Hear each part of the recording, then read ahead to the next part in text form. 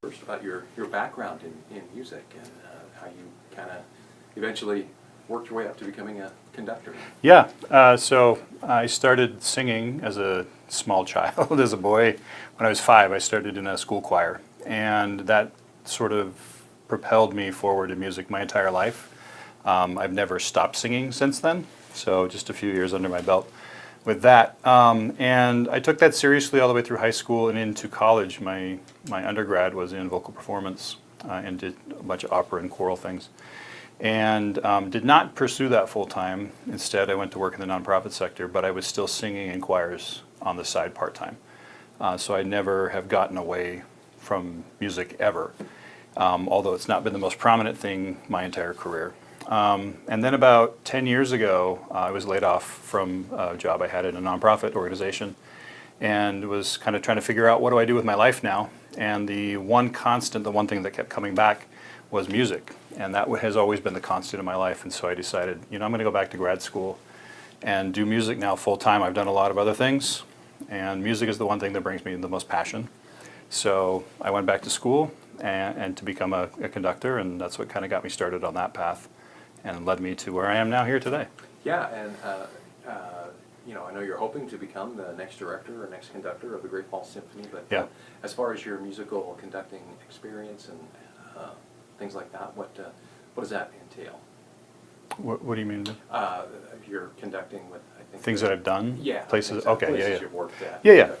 So as a conductor in school, of course we work with the university orchestras and things, and so I did a lot of work with them. But when I was in the Salt Lake area, I worked with 5 or 6 different community orchestras. I was the music director of 3 of them. A couple of them for several years, and got a lot of experience under my belt that way. Made a lot of good connections. Worked at some high school festivals and things like that. And then I got a job in Texas recently, and so I've been teaching at Texas A&M down in South Texas, and got an opportunity to conduct the Kingsville Symphony Orchestra down there this season as well. It's kind of taken me a little bit further afield, which is kind of fun to be able to do those kind of things. But really it was the Salt Lake area where I really honed a lot of my skill and understanding of what a symphony needs in a community. And Salt Lake, that's kind of where you're from, right? Salt Lake is where I'm from originally, yeah, and lived there for most of my life, and that's where I got my starting. And then I moved to San Diego for a while, working in nonprofits and still singing, and then worked my way back to Utah for grad school, and then now I'm in Texas.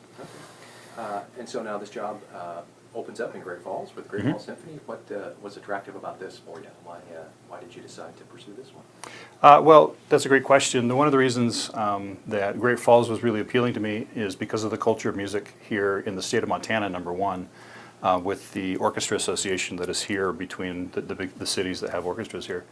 But Great Falls in particular, I've known Gordon Jacob for a long time, or known of him, I should say, and his reputation and what great things he's done here in the community, and of course Grant being here for the last 8 years. And so seeing this position open was very exciting because I think there's really an opportunity to continue the growth and the building that has taken place. The foundation has been there for a long time, but the community, I think, is getting to a point where they're very excited about what they have here. And it's a very special gem for any city to have. But I know in a city that, Great Falls, not the largest city in the world for sure, but the fact that there is such a world-class arts scene and orchestra in particular is very, very appealing. And I'd love to be part of that and continue to foster that growth. Yeah, and as you applied for this job and as you kind of learn more about the city, and you'll eventually, I guess, I'm not sure, you'll probably sit in front of a committee and make your case there. But why should they select you? That's always a hard question to answer. Is like, why are you the best candidate for the job, right?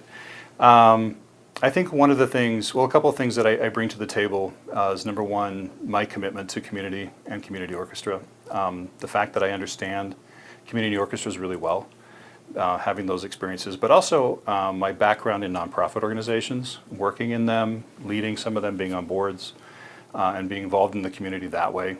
I think that's very, very important. I feel, conductors we're kind of an interesting breed. Sometimes we travel around, we get called out to do other things, other cities.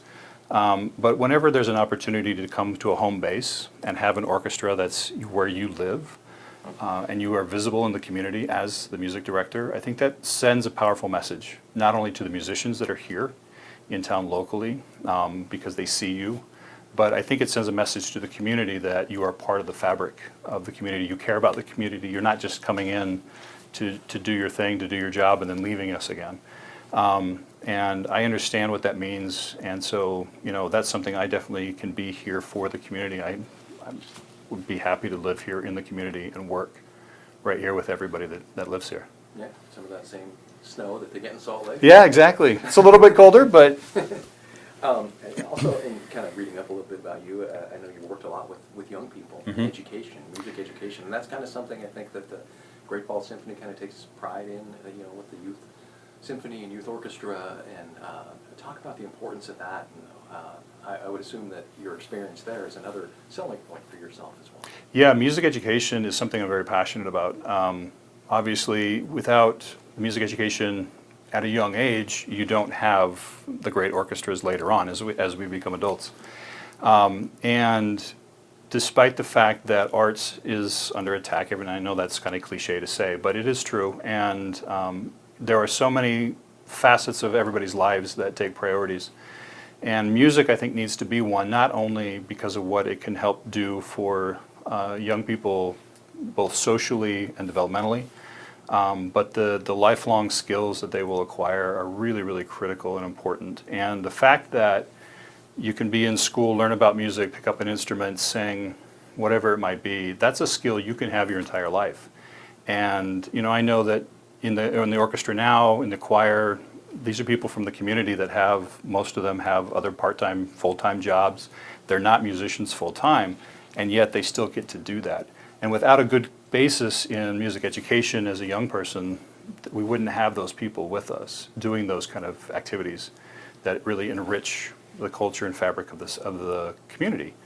And so fostering that kind of excitement and understanding of music and what music is for young people is really, really important to me.